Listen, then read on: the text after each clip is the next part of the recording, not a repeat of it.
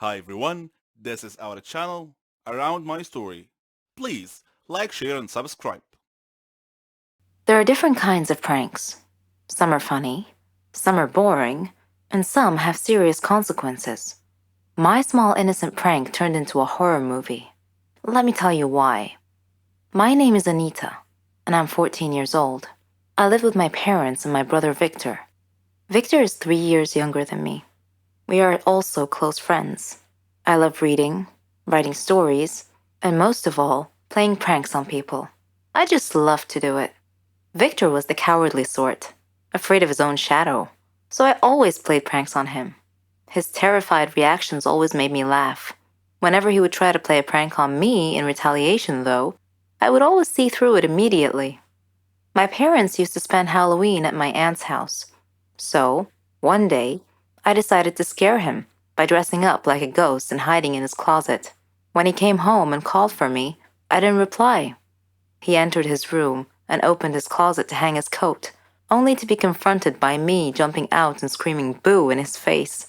He leapt backwards, wide-eyed and terrified. He screamed like a girl. I was rolling on the floor, laughing.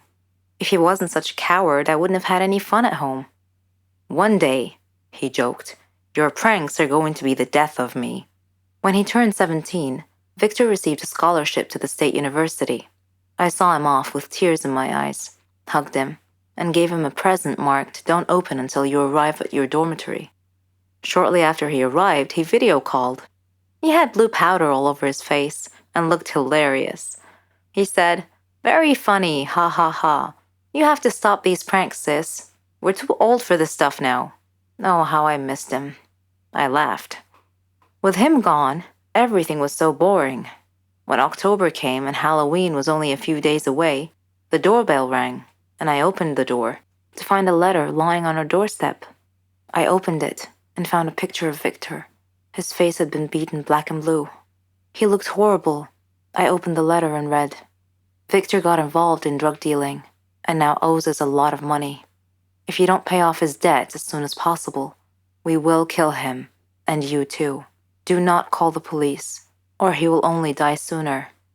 Panicked, I called the thug's phone number, written at the end of the letter, but there was no answer. Victor was such a sweet and innocent guy. I couldn't believe he had gotten himself involved in drug dealing. I thought of calling my parents, but I decided not to, because they would definitely call the police. So I spent the next 2 days thinking. Then, the home phone rang, and I felt my heart sink to my feet.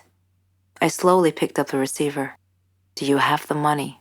the caller asked in a cold voice. "I need more time. I don't have that much money," I pleaded. The voice replied, "You seem to think we are joking. Okay, the next photo we send you will be that of your brother's dead body." He said that. Then he hung up the phone. My stomach wrenched. I felt sick and tried to call my parents, but I couldn't reach them. The next day, I heard a knock on the door, and when I opened it, there was another note lying on the doorstep. It read, "The angel of death comes today." My parents were at my aunt's. I was alone and didn't know what to do. I closed all the windows and curtains and locked all the doors.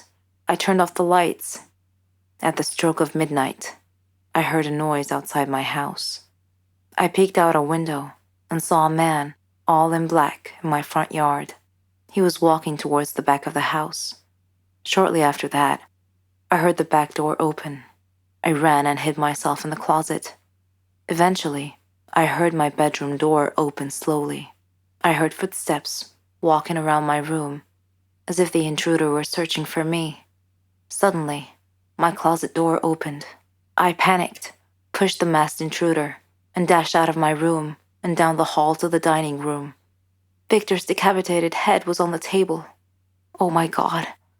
My last thought before I fainted was that if the drug dealers were going to kill me too, just as they promised. Goodbye, life, I thought. When I woke up, I saw my parents and Victor, dressed in black. They all began laughing hysterically. Angry, I snapped. "What's going on? Why are you all laughing? This isn't funny." Victor confessed between laughs. "It was just a prank, sis." And you should have seen the look on your face when I opened the closet door.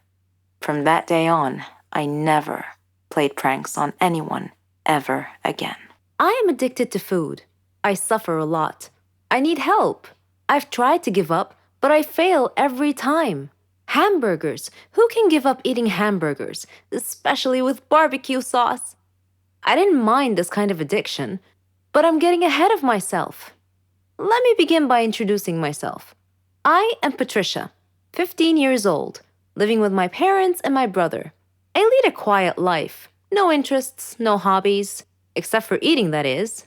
Food is my faithful friend. It never leaves me. It is my partner, my soulmate. But having food as your soulmate has insidious side effects. A dark side, if you will. It denies me a healthy life, robs me of the energy to play, and causes me to sleep excessively. I would much rather stay at home with a bag of potato chips than go out and exercise. My soulmate ultimately betrayed me, though, last Thanksgiving at my granny's home. She lives in a state nearby.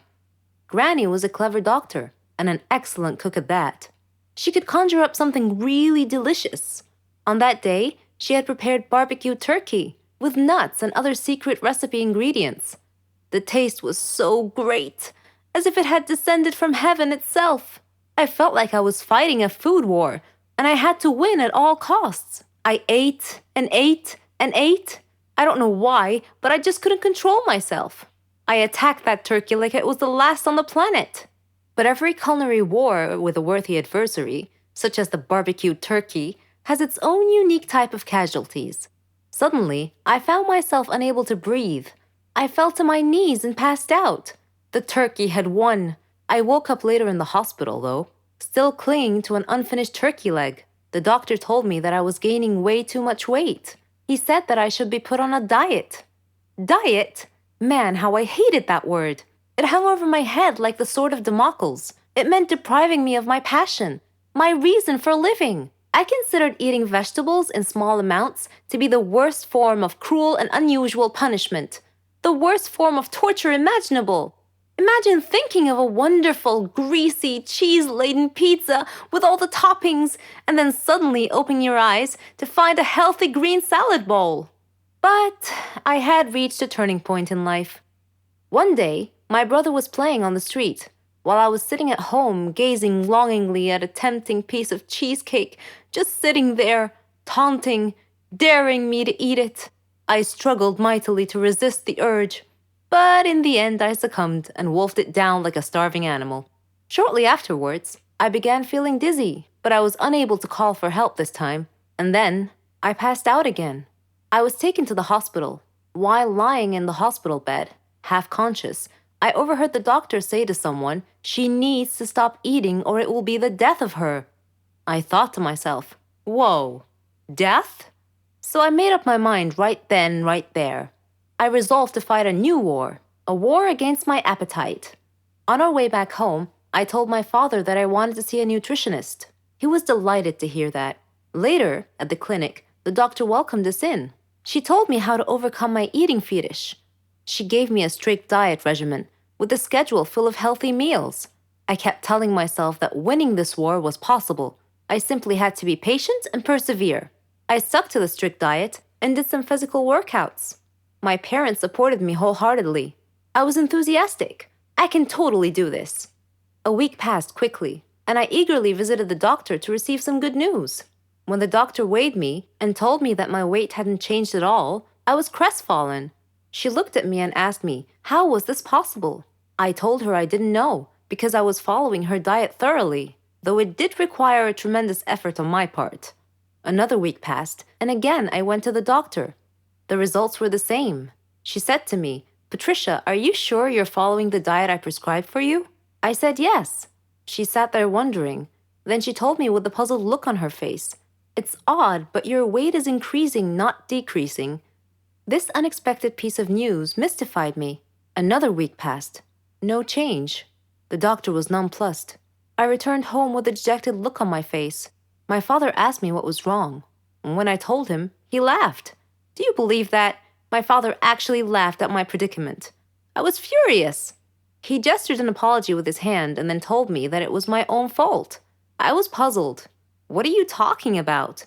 He told me that I had been sleepwalking to the refrigerator every night and eating everything in sight. I was taken aback. I couldn't believe it. Stop acting like you didn't know it, he said. You must have been awake. I replied, No, Father, I'm not acting. I was truly unaware that I've been sleepwalking and eating in my sleep. But now that we've finally solved the mystery of the increasing weight, we returned to the doctor with this new information and told her the situation.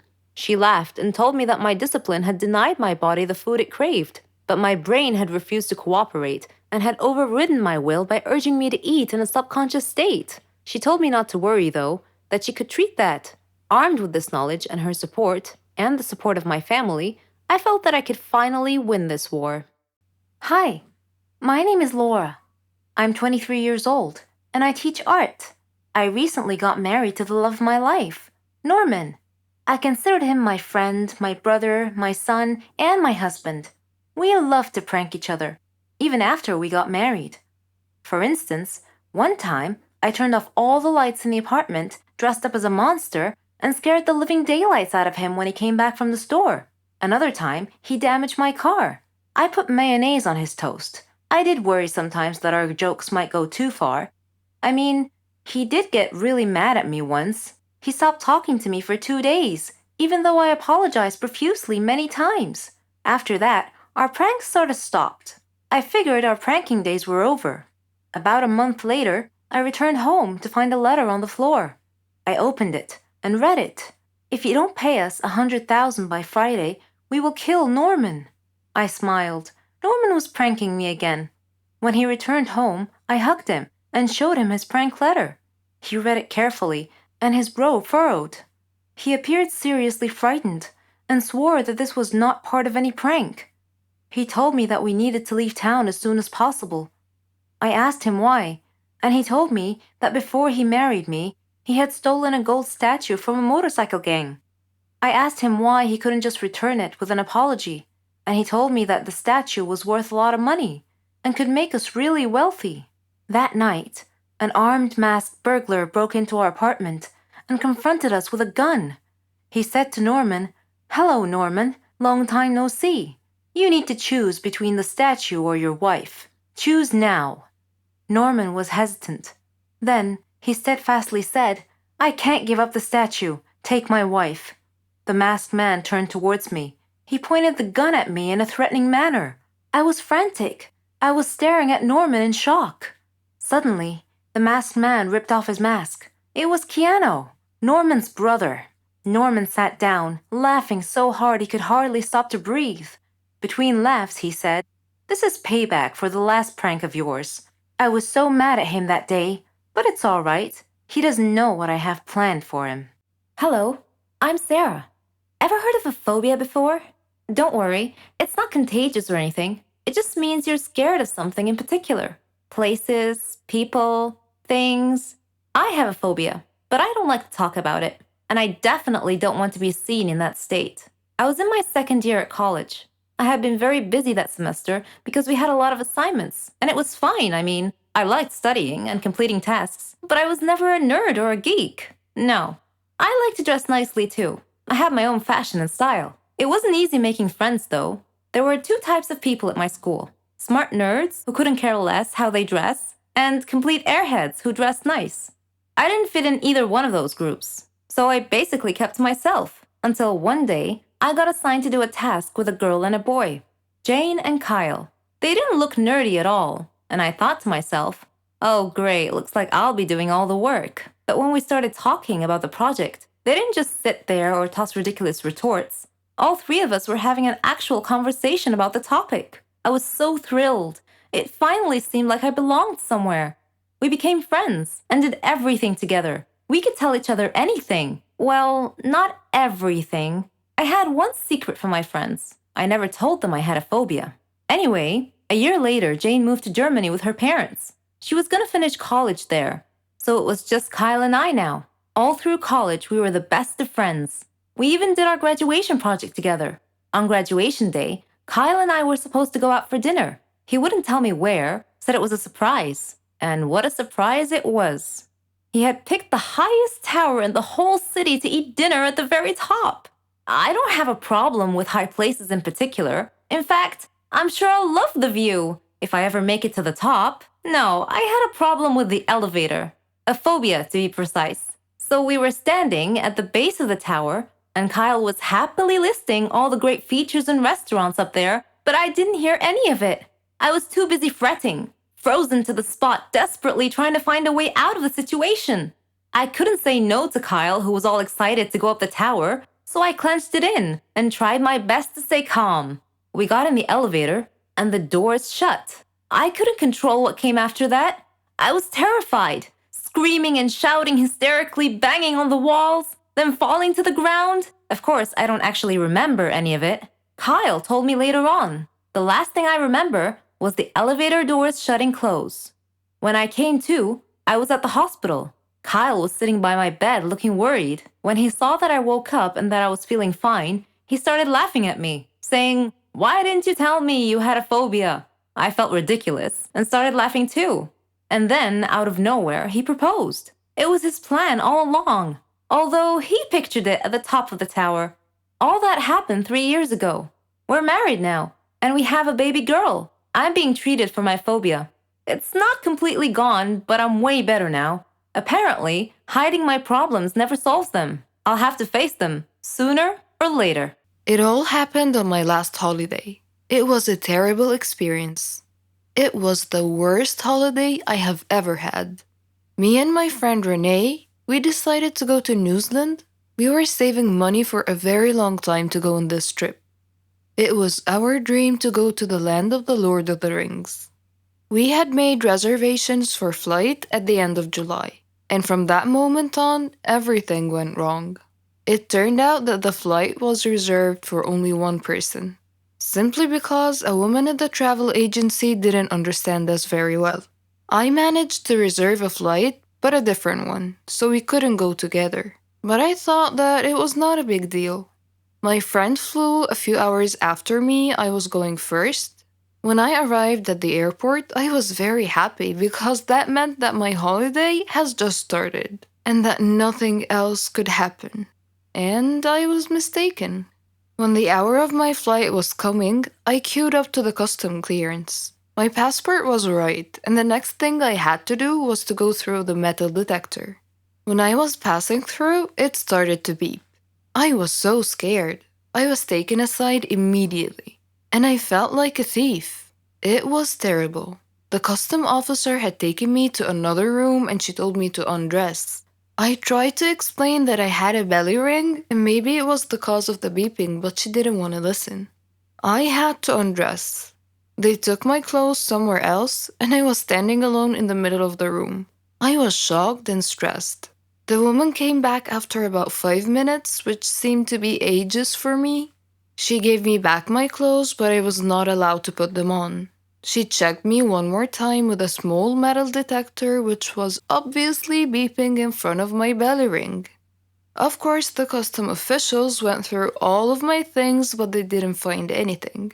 I was late for my flight, so I had to wait for another one. My friend was supposed to meet me at the airport, and it was me who should be waiting for her. She was terrified that I was not there, but fortunately she decided to wait. After that horrible flight, we met at the airport and we went to our hostel. It turned out that we expected something different, but it was not that bad, and we were too tired to look for something else. New Zealand is the most beautiful country I have ever seen, and we loved everything about it. The people, their customs, their food, basically everything, and the entire environment. We spent 3 weeks there. We had a really good time, but when the time ended, we had to fly back home. I was a little bit scared. This time I decided to remove my belly ring. We came to the airport about 3 hours before the departure time. At the entrance to the airport, we saw an older woman who had a large card with the word written on it with capital letters, Poland. So I came up to her and I started to speak in Polish. She smiled and we started to chat together. When we were just about to leave, she asked me if I could take a box of chocolates with me and give it to her son in Poland. He was supposed to meet me at the airport because she would phone him. And of course I agreed. And then it started again. At the custom clearance, everything was okay. I came through the metal detector and nothing happened. My passport was alright. I was almost free when the custom officer asked me about the chocolates. I said that it was given to me by the lady at the entrance and that her son is going to take it back at the airport in Poland. The custom officer asked me to open the box. I didn't want to agree as it was not mine, but I had to. It turned out that inside there were not chocolates, but cocaine worth $20,000. I was taken to jail. I spent 2 days there and then everything had been explained. I could come back home and the lady and her son were caught and also taken Before to I jail. got on the I plane don't from have to explain Barcelona why to this Tokyo, was the I emailed the worst friend I holiday was staying ever. with. Please do not be shocked by my appearance. I look a little bit different. Also, I won't have any money when I arrive. So if you can help me sort it out, that would be great. The stitching on my face looked like someone had killed a black spider but left the corpse there. My appearance was shocking. I gasped with horror whenever I accidentally glimpsed at myself in the mirror. And that was before I even registered that it was me looking back. My face got worse on the plane ride to Tokyo. Whether it was just the cabin pressure or the time that was the bruises take to bloom, but my friend meeting me at a hotel in Tokyo blanched when he saw me. My eyes were black and swollen shut. One side of my face was also swollen and bruised, and a long line of black, badly stitched thread ran down my right temple to my brow. I had been assaulted and robbed in Barcelona a few days before, which resulted in 2 black eyes, a swollen jaw, and a fractured skull, now dented and stitched together by an exhausted intern who would never win a prize for the neatness of his craft work. My friend in Tokyo was a lawyer who dealt with the complexities of transitional airline leases and wore tailored suits. We made an odd-looking couple as we went from bank to bank with my passport, trying to get money out or get money wired or just access it somehow. In his flawless Japanese, he negotiated on my behalf as I stood there, my face a grotesque mask, but each time we were rebuffed in a